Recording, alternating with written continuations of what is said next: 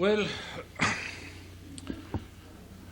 I prepared a lecture of 22 pages printed, and I don't think I'll read them here. They will be printed in the book that you'll be able to read. And also the conventional ideas about this period are printed in my general book. I hold much to those ideas. And the text, which is quite long, will be printed, so you'll be able to read it and study it.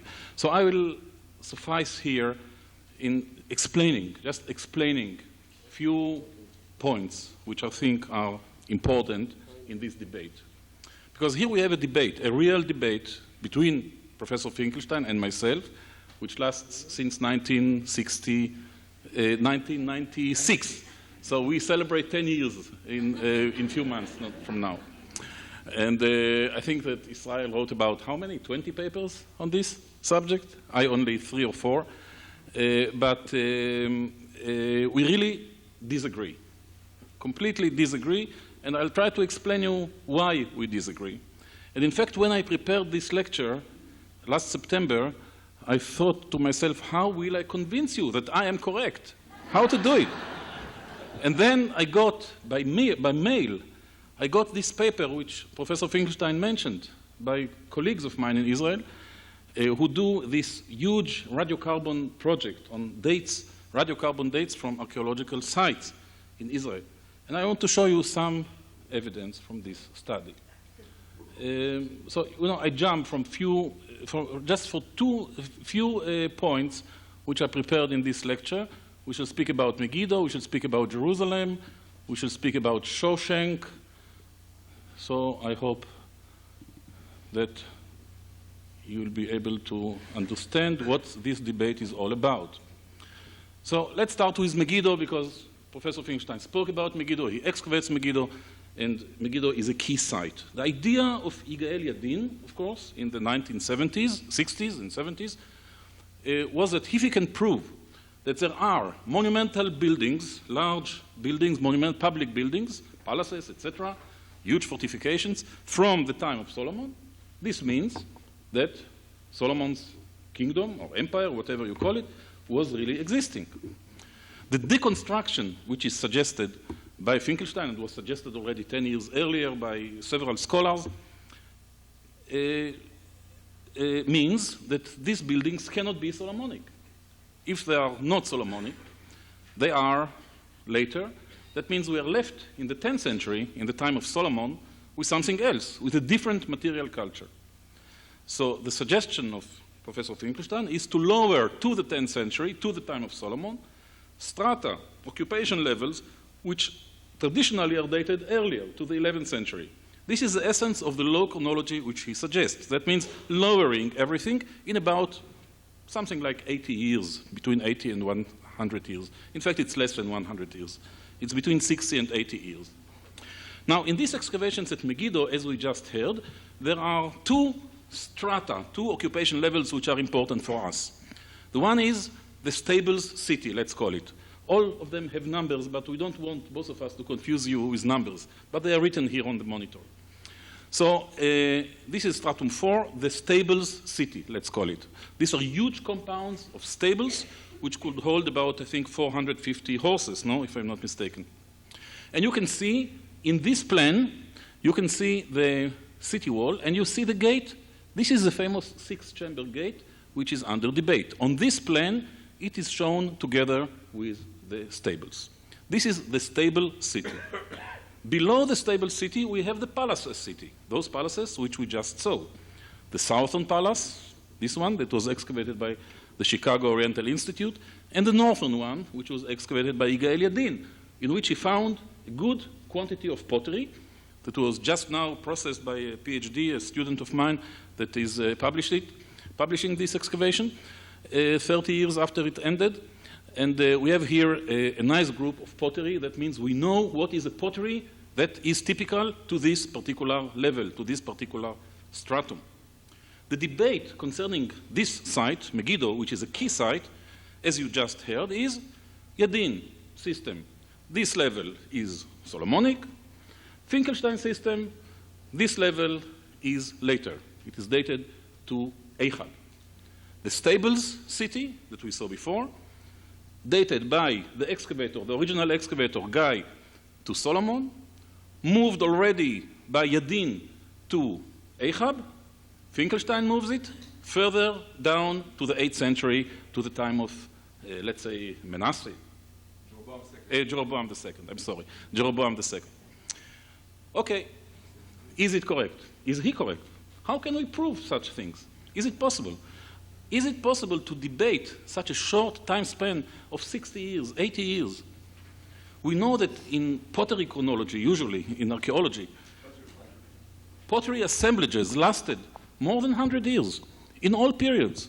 Even in the Roman Byzantine period, it's very hard to distinguish between pottery groups in a time that is less than 100 years. Especially in these periods, in the Iron Age, in the Bronze Age, we never do it. Usually our pottery assemblages last much longer. So pottery is not sufficient.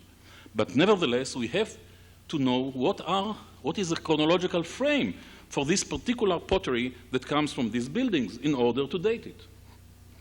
So indeed, during the 1990s, about 10, 15 years ago, excavations at Jezreel, very close to Megiddo, revealed this palace of King Ahab, which is known to us from the Bible. And we know that it's 9th century because the Bible mentions this compound, this royal compound, as dating to the time of Ahab, and all of us agree. This is a point of agreement between all of us. So we have here an anchor, the palace of Ahab at Jezreel. Now, the pottery from the palace, the pottery that was found, not much was found because the palace was very much destroyed, but the pottery on the floors of the palace that was preserved is very similar to the pottery that comes from these palaces at Megiddo. Very fine. This was one of the main reasons for Professor Finkelstein in 1995 or 96 to say that the palaces here at Megiddo must be also dating to the time of Ahab, because this is the same pottery, correct? You follow my logic? His logic, in fact. Okay. But later, the scholars who excavated Jezreel have shown us that the pottery that was found in the fields below the floors of the buildings of Jezreel, of the palace, that means the palace was built on a field below the floors, in the constructional field, the pottery that was found there is identical to the one that was found above, on the floors. This shows that this pottery had a long time range.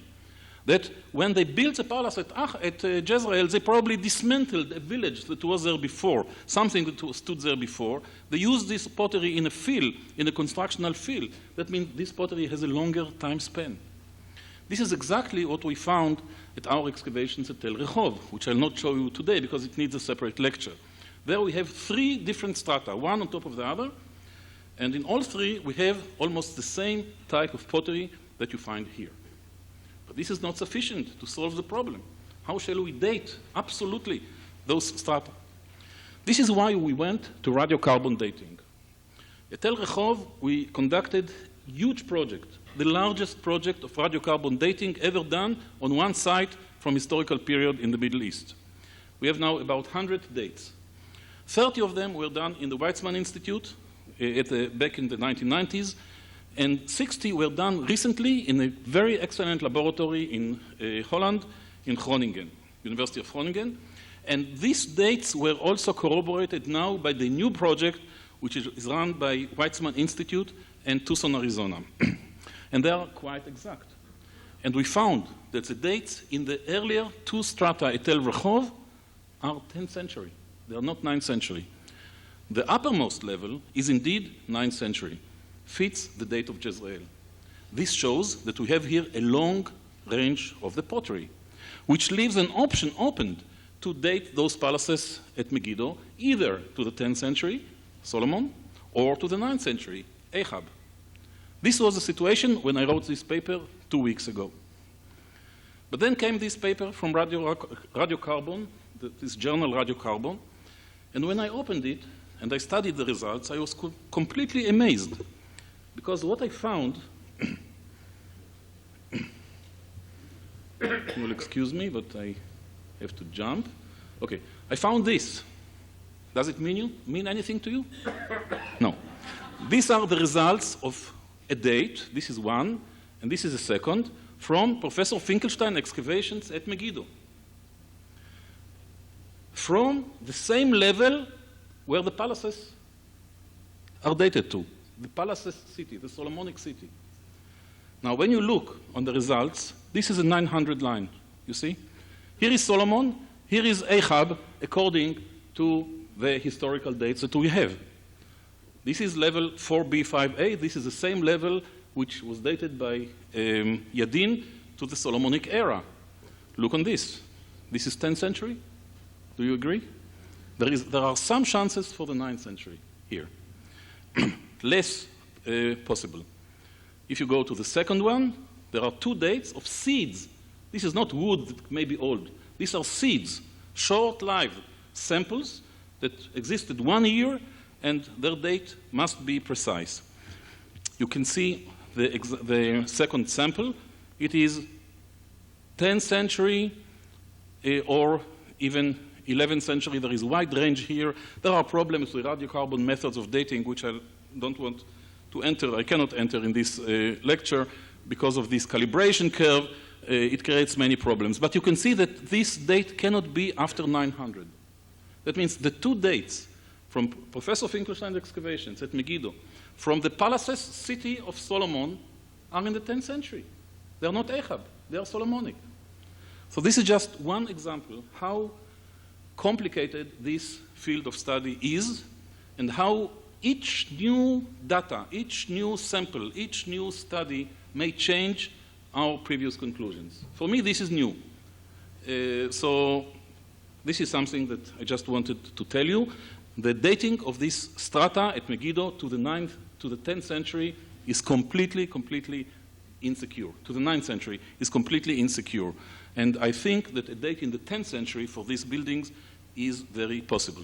So we look again. We can see here in blue. This is from Yadin's paper in Hebrew. In blue, we can see the stables city.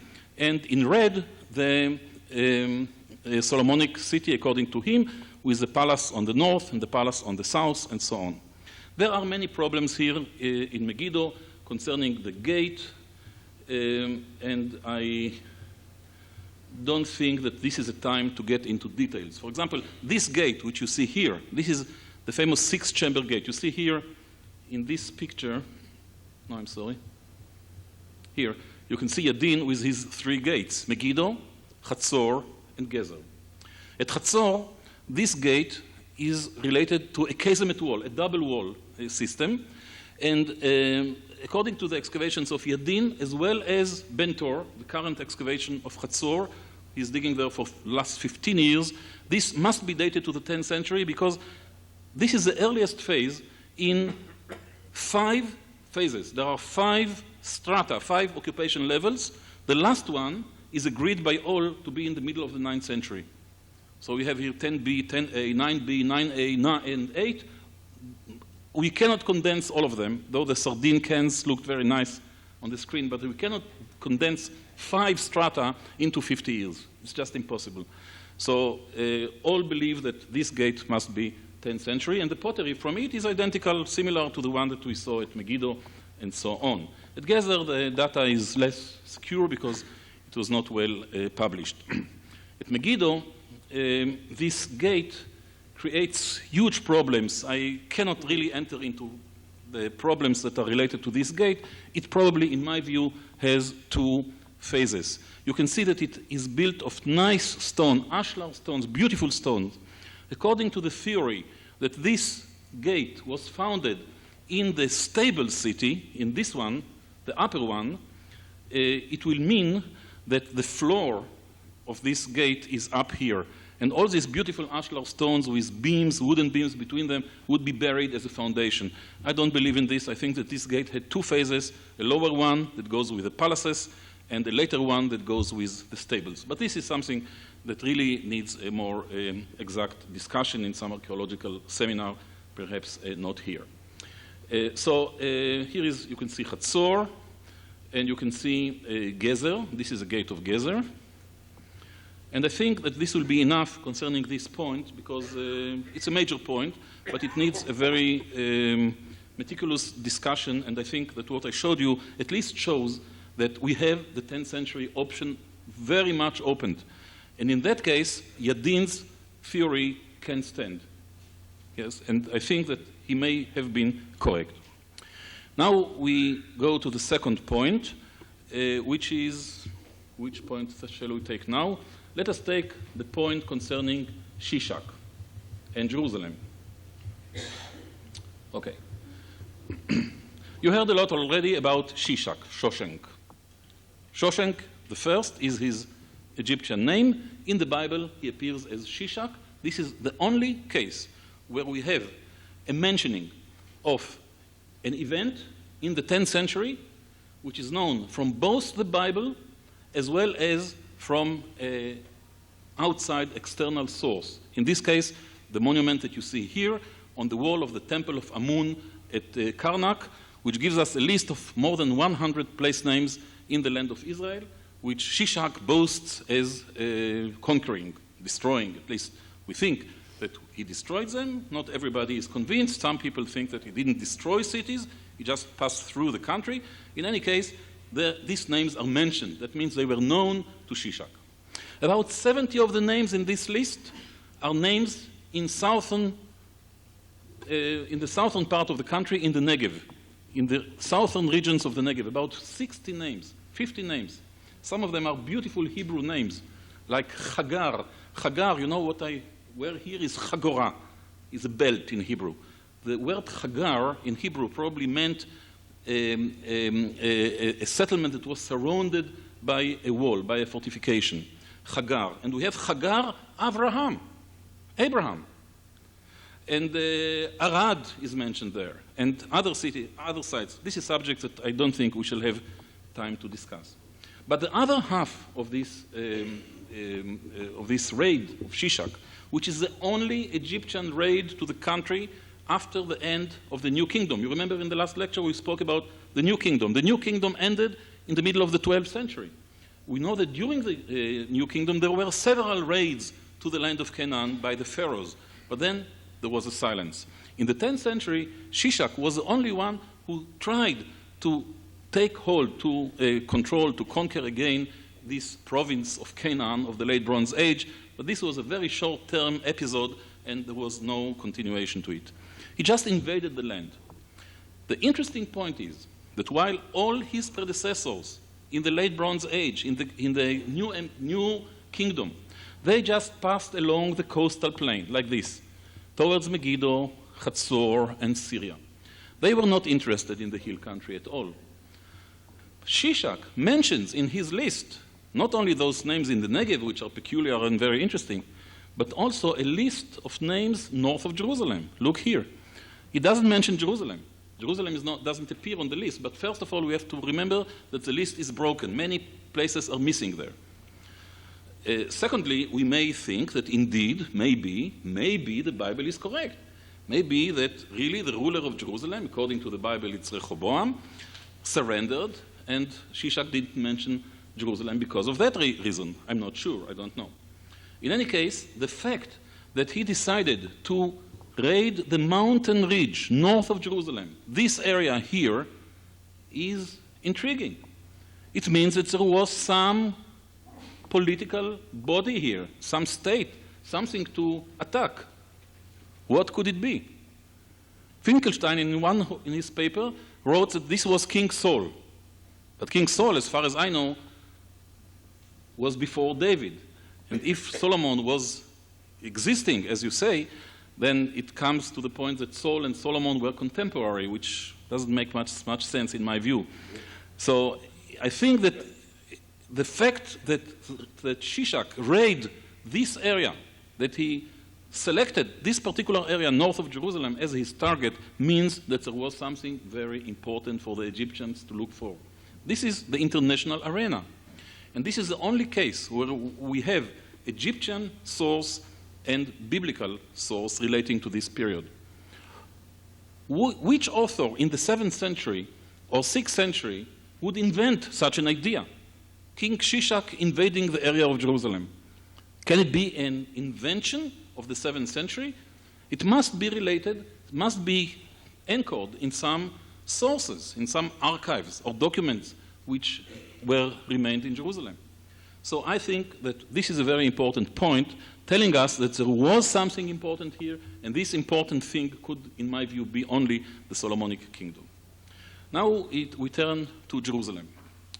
Jerusalem is one of the major points in deconstructing the United Monarchy. It started already with a book by David Jamison Drake, published in 1991, and continued with Professor Osishkin, who published a paper from Tel Aviv University that Jerusalem was not existing in the 10th century at all. And Professor Finkelstein, you heard that he defined Jerusalem as a small village in the hill country during the 10th century. Now let us look on the evidence. We have here a ridge, the Eastern Hill, as we call it, a very narrow, steep, very inconvenient for building a city in any period, including today. The reason that they choose this hill is simple. There are water, the spring of Gihon down here.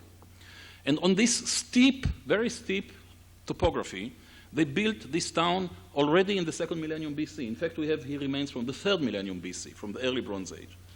In the 2nd millennium BC, in the Middle Bronze Age, the 18th century, 17th century, they built here tremendous fortifications which were found during the last 5 years here around the Gihon Spring, down here. Huge fortifications. In fact, I think that they are the largest anywhere in this country. The walls are just enormous. The stones that were used, each one of them weighs several tons. They are just incredible fortifications. And you have to ask yourself why in this particular place in the country, in this remote area, in the Middle Bronze Age, in the 18th century, 17th century, they choose to build these huge fortifications. And also you have to ask yourselves how long these fortifications were in use. The archaeological evidence concerning these fortifications is very poor. We have only few pottery sherds which gave us the dating of the construction, but we still don't know how long those fortifications were in use. I have a suspicion that they were in use for many centuries, but it's very difficult, impossible to prove this. Now, when we go to the upper part of the hill, this is a Temple Mount, the Dome of the Rock. Up here, everybody agrees, stood the Temple of Jerusalem. I don't call it now the Temple of Solomon, because Professor Finkelstein will say that Solomon didn't build any temple. So the Temple of the Iron Age of Jerusalem during the First Temple period, which was built somewhere during this time, stood up here. Down here, we have the long ridge of the city of David. On this hill, here, on this place here, 3 expeditions. A British one during the 30s, another British one headed by Kathleen Kenyon during the 1960s, and later especially the expedition headed by Yigal Shiloh from the Hebrew University since 1978 until 1984, explored this tremendous building, which is called the stepped structure. This stepped structure is standing to a height of 20 meters. The width, in this picture you can see only parts of it because parts are missing, are covered here, that were explored by Kenyon. The width of this building, known width, is at least 40 meters. That means we are talking about a huge, massive, fortified building. In fact, what we see here is a retaining wall. This is a support wall to something that was inside. We never expected that we should know what is inside, because inside there were houses, buildings, and no one could excavate there. Above this stepped structure here, you can see these houses. These houses are dated to the time of the monarchy. They were destroyed by Nebuchadnezzar at 587 BC. There is a terrible destruction level that destroyed those buildings. But when were they built? Jane Cahill, an archaeologist who is preparing for publication in this area, and she writes a PhD on this area, she published pottery from the earliest floors on these buildings, of these buildings.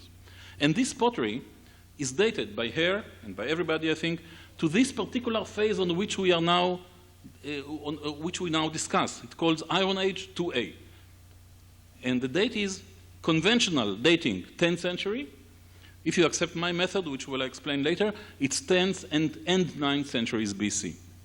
So somewhere during the 10th or 9th centuries, these buildings were built on top of the step structure, putting it out of use. At least the lower part of it was put out of use. In the foundations of this building, when we dig below the wall here, below this mantle wall as it's called, all the pottery without exception is 12th and 11th centuries BC. That means before David. Now we have an archaeological problem, because we cannot, usually we date buildings according to floors that are related to the walls. We find the floor, pottery on the floor, it gives us the date of the use of this building. Here we don't have such floors. So we have to create here a chronological sandwich. The pottery below the building is Iron Age 1, 12th century, 11th century. The pottery above the building is either 10s or 9s. The conclusion is that this building must have been constructed either in the 11th century and continued to be used in the 10s, or built in the 10s and went out of use again in the 10s or 9s. To cut things short, this building must have been known to people like David and Solomon if they ever existed in the 10th century BC. Now, we have to look on this building in proportion to the archaeology of the Levant, of our area, not only the land of Israel, the entire Levant. I think I know quite well the archaeology of this country, of our country, and I don't know any example of such a monumental building anywhere in this country between the late Bronze Age, the 13th century, and the 9th century BC. This is the only real monumental building that we have from this period. So to define Jerusalem in the 10th century as a small village, I would say that this is an exaggeration. That means we have here in the city of David, in Jerusalem, a very massive building that must have been existed here in the 10th century BC. Now, about half a year ago, and these are again news from the field, a second cousin of mine, Eilat Mazar, the third in the generation of archaeologists, she excavated this area that you see here. This area is just what we needed, the area inside the stepped structure. You don't see here the stepped structure, it's just behind us. Maybe in the next picture? No. Okay. So you can imagine that the stepped structure is just behind this one, and here we find the building that was inside the stepped structure. The opportunity to dig this area was really unique. This is because a group of Jews bought some buildings and destroyed those, and are planning to build new buildings. There was an opportunity to dig. And she managed to dig under very terrible conditions. It was very difficult, and she will continue next year, so I hope we shall know more. What we have for the time being is a system of walls that you see here, this massive corner. These walls are about 1.5 meters, about 5 feet wide. They're very massive. Here we have corners, 2 corners. We have this long wall. We have this one. We have huge pavement here. We have a floor here, and so on and so forth. The problem is that this building was cut by pools during the Herodian period, the time of Herod the Great, 1st century. You see here and here and here. And also the area was excavated by Stuart McAllister, a British archaeologist. Back in the 1920s, he destroyed much of this area. Nevertheless, she succeeded to find below the walls, just below the walls, on the bedrock, there is bedrock down here. You see the bedrock here? On the bedrock here, there is a very thick lime floor. On the lime floor, she found a lot of pottery, a layer of about 1 foot thick, full of pottery that is identical to the pottery that was found inside the stepped structure. That means 12th and 11th centuries BC. This gives us the date, the earliest date of the possible construction of this building. That means it was built right on top of this early pottery. There is no later pottery at all in this excavation, later to the 11th century BC, except in one point here, between these walls here.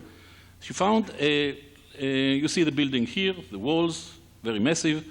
She found this group of pottery that you see here, which is red slip, hand burnished, and this is an imported vessel from Cyprus, a very beautiful one, which is normally dated to the 10th century BC. There is just appeared a book, a large book by a British scholar, a study of this group of pottery, and she dates all of this pottery to the 10th century. Maybe she is mistaken, maybe it's both 10s and 9s, but anyway, this pottery could very well be dated to the 10th century, in my view, both 10s and 9s, because my system is more flexible in this subject. So we have here a massive building, probably part of this. This reconstruction was drawn by Lane Rittmeyer, an artist who did a lot of work in Jerusalem. He shows us here the stepped structure, and above it, a huge citadel. This was drawn before the last excavations. And Shiloh suggested, all of us suggested, that there was here a large citadel, a very massive building. I cannot tell you if it looks like this. This is just imagination.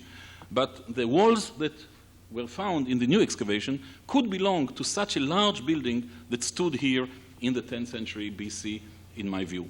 Whether it was the palace of David or not, I'm not sure.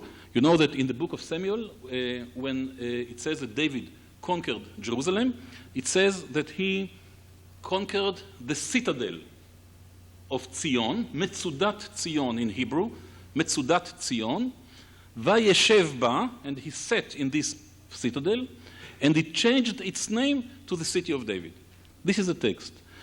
So, since we heard already by Professor Finkelstein that he thinks that several biblical references can be corroborated archaeologically, we heard in the last lecture about Shiloh, about David fighting the nomads of the Negev, about Gath, I would add to this also this citadel of Zion. That means I think that this verse in the book of Samuel reflects maybe a true historical memory. That means we have a list of such references in the Bible which can be corroborated archaeologically, and I think that this is one of them.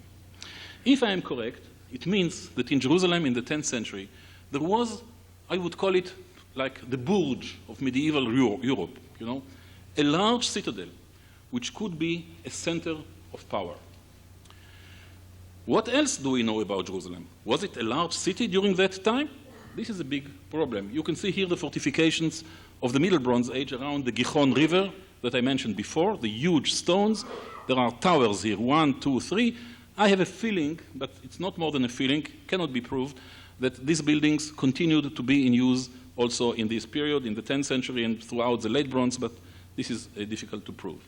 I wish I could tell you more, but you know, the Temple Mount, this area here, cannot be excavated. In the area that was excavated by Benjamin Mazar here, all this area was completely destroyed when they built here huge buildings by Herod the Great and later by the Umayyad kings in the 8th century AD. Nothing was remained here. Here on the Temple Mount, you can see here in a drawing of the Temple Mount, the temple probably stood here, the palace probably stood here, the temple precinct built by King Herod just completely, what is the time? You must tell me. It's time to end? Okay.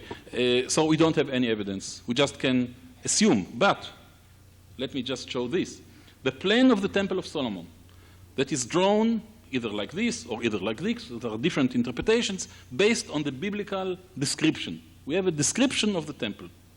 This temple has parallels. In the second millennium BC, that means a group of temples that we know in the second millennium BC, from the 18th century onwards, all the way, they used temple of this type, and also in the 9th and 8th centuries in Syria, like this temple here in Dara in northern Syria, but not later. After the Assyrian conquest, in the 7th century, such temples did not exist anymore. So I cannot assume that in the 7th century someone would invent out of his imagination such a temple plan. But we cannot say, in fact, any more. I think I will also only read the conclusions of this paper so that at least you will know what I think about David and his kingdom. To be sure, much of the biblical narrative concerning David and Solomon can be read as mere fiction and embellishment written by later authors. Such may be the stories like David's conquest of Transjordan and Syria, Solomon's wisdom, the visit of Queen of Sheba, the magnitude and opulence of Solomon's buildings, and much more. Nonetheless, the total deconstruction of the United Monarchy, as suggested in the previous lecture and by other authors, is based, in my view, on unacceptable interpretations of the archaeological data and on unbalanced evaluation of the biblical and few extra-biblical written sources. This was written before I knew about these radiocarbon dates from Megiddo. In evaluating the historicity of the United Monarchy, one should bear in mind that historical development is not linear, and history cannot be written on the basis of socio-economic or environmental ecological determinism alone, as was common during the processual phase in historical studies and archaeology that dominated the 1970s and 1980s. The role of the individual personality in history should be taken into account, particularly when dealing with figures like David and Solomon. Such an approach received renewed legitimacy in postmodernist thinking. It enables one to assume that leaders with exceptional charisma could have created short-lived political entities or states with significant military power and territorial expansion. I would compare the potential achievements of David to those of an earlier hill country leader, namely Labayu, the Habiru leader from Shechem, who managed during the 14th century to rule a vast territory of the central hill country and threaten cities like Megiddo in the north and Gezer in the south. All this he achieved in spite of the new kingdom Egypt's imperial domination of Canaan. David can be envisioned as a ruler similar to Labaya, except that he operated in the 10th century, in a time free of intervention by the Egyptians or any other foreign power, and when the Canaanite cities were in decline or were not existing anymore. A talented and charismatic leader, politically astute, and in control of a small yet effective military power, could have, in my view, taken hold of larger part of a small country like the land of Israel, and unite diverse population groups under his regime. These groups could be both descendants of the local Canaanite populations, as well as tribal groups in the hill country and the Negev. The only power that stood in David's way were the Philistine city-states, which, as both the Bible and archaeology tells us, were large and fortified and continue to be so during this time. While short-lived political and territorial achievements like those of David may be beyond what the tools of archaeology are capable of grasping, the great changes that took place in the material culture during the 10th century may have been the result of this new ethnic, social, and political alliances and configuration. This new material culture is emblematic of the beginning of the new era that reached its zenith in the 9th century and 8th century. The United Monarchy can be described as a state in an early stage of evolution, but far from the rich and widely expanding state portrayed in the biblical narrative. Its capital during the time of David can be compared to a medieval burj surrounded by a medium-sized town, yet it might well have been the center of a formidable polity. Shawshank invasion of Jerusalem area probably came as a reaction to the growing significance of this state. The identification of Solomon's buildings remains a debated issue, though the archaeological chronology which I utilize enables one to preserve much of Yadin's theory and tentatively identify monumental structures as Solomonic in origin. The mention of Beit David, the house of David, as a name of the Judean kingdom in the Aramaic style of Tel Dan, which you saw several times, possibly erected by King Hazael of Damascus, indicates that approximately a century and a half after his reign, David was still recognized throughout the region as the founder of the dynasty that ruled Judah. His role in Israelite ideology and historiography is evidenced by his impact on later Judean collective memory and cannot be explained as merely an invention of later authors. Thank you.